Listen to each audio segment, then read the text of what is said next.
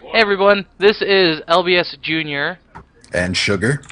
bringing you a quick cast of the Brood War mod tournament in Starcraft 2.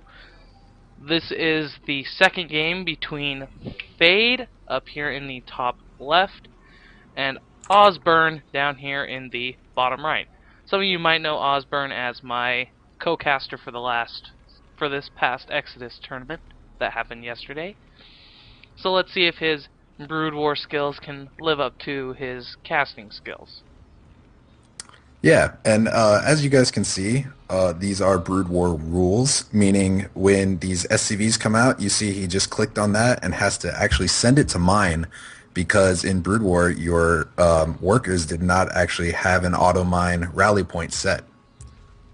So each one of these workers coming out of this Nexus and this command center are actually having to be microed to go mine individually, which can be pretty tricky later game.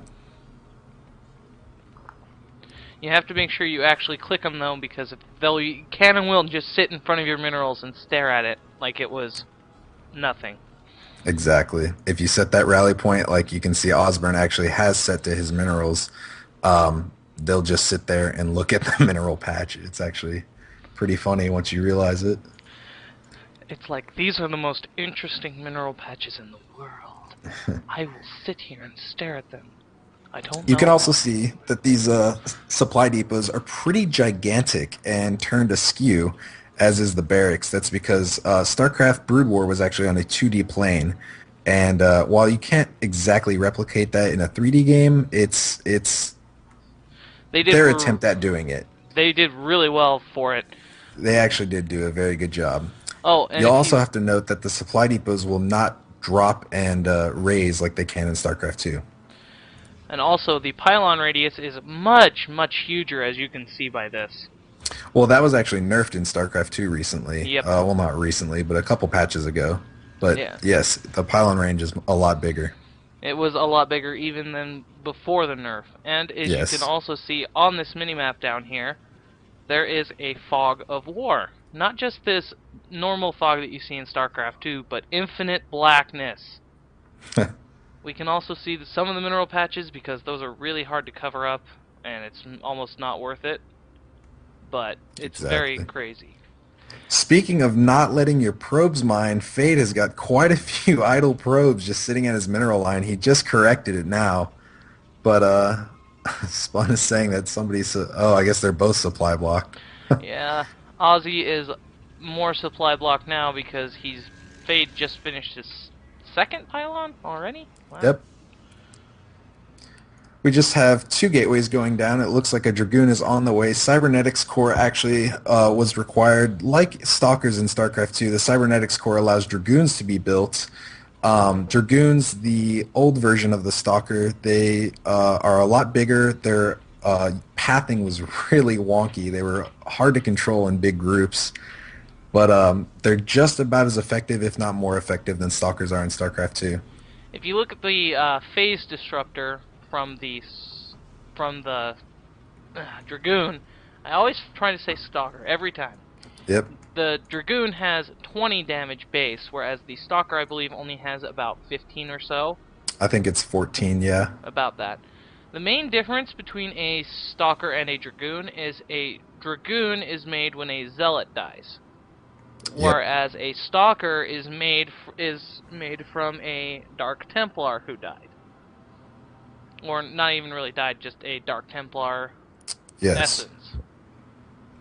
We do have this Dragoon coming up, but there is a bunker there. He's not going to be able to do much, and he needs to move that Dragoon back so it doesn't take a lot of damage. It took about 25 damage, 27 damage actually, off its health, but the shields will regenerate. Dragoon's pretty powerful units, but not against two bunkers and 8 Marines. Exceedingly powerful, especially after this quick upgrade that he's getting, which increases the attack range. Oh, that's right. In StarCraft Brood War, the Dragoon could get an upgrade at the Cybernetics Core that increases its attack range by 2, as you can see researching here. They already have a pretty okay range of 4, which is not bad against air units, but you need that range 6. That makes them so much more effective.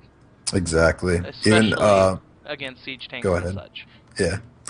The Marines actually do have a attack range upgrade at 4, but I think doesn't it only give them one range? I could be wrong. I haven't played Brood War in a while, but you can see Osborne is getting that academy down, which will allow him to build medics and those get that range upgrade for the Marines. As well as be able to build fire bats, which, if you know your StarCraft 2, is basically the first generation of Marauder. They have flamethrowers instead of having a grenade launcher. Exactly. They're kind of like a mix between a Marauder and a Hellion. They're very tanky, but can deal a lot of fire splash damage to light units. We have a little engagement here. This is not good for Osborne. He needs to back up. Those Dragoons are going to do a ton of damage, and it looks like he will clean these Marines up. Oh, and there's another one as a quick spot, but he was going to completely die. And it looks like Fade has We have finally teched into Dark Templar, which you yes, do not need a Dark Shrine for. You only need a Templar Archive. Because in this game, everything was much, I want to say simpler, but it's not really the case. It was just a lot more, it was different. it was different. Um, as Spun just said, Osborne is getting a ComSat station, which in StarCraft Brood War was I guess, the orbital aspect of a command center. You could either get a nuclear silo, which would allow you to build nukes for your ghosts, or you could get a ComSat station, which allowed you to scan. Same thing. I think it actually has the same range as StarCraft 2, and it costs 50 energy on this little station. It's And actually a little bit smaller. You won't be is able it? to see quite as much, but it does do the exact same thing, and it is a detection. Now, I want to bring Hmm. your attention to these Dark Templar real quick. In StarCraft 2, you know about the Archon, but what you don't know is that before StarCraft 2, there was a little guy called the Dark Archon. At Oh one point, yes. one of my most favorite units in the game, because he is really scary in a He is the Dark Hold up, Archon is a very nice spellcaster, but it looks like Ozzy is getting attacked by one Dark Templar as the other one sneaks in and starts doing damage to his mineral line. and he has one scan saved up on this ComSat station. He's going to either have to, it looks like he already used it, so that one Dark Templar is gone, but this other one, taking out the ComSat station, that's a very good move. Only 9 energy more until it has another scan, and he's going to get it, and now this Dark Templar is just going to wreak havoc on these SCVs. Dark Templars do so much more damage in this one than they do in the other one. Oh yeah, 40 damage, and he's actually just going to GG out of that. You really can't do anything without an eBay in that situation, which I don't even think he had. He No, was he did just in the not. middle of building it. Very unfortunate for Osborne, but very well played by Fade, spotting the bunker and not seeing a missile turret, making sure there was nothing that could detect. And I really like that move. Yep. Whenever you can see there is no detection, go for the cloaked unit. So OP. Exactly. And this is game 2 of a best of 3, and Fade has actually gone 2-0. So we missed that first game, but it looks like Fade is going to move on and face Spun Stain in the next round. And we will be sure to bring you those games as soon as we're done here. So have a great one. Peace.